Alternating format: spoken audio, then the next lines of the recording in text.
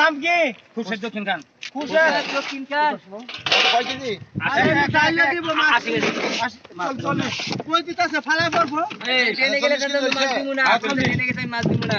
আগে কই দে। আরে একটু পিছাই দিলে ডাইলে দিলে তুই ট্রেনে তো পড়িয়া যায় যাব বাবা মাছ থেকে মাছ। আগে যাব অনন হয় মাছ। না না ভালো পাই পেলে তুই। আরে কে চুলুটা মাছ দাম তো করে চুলুটা। না না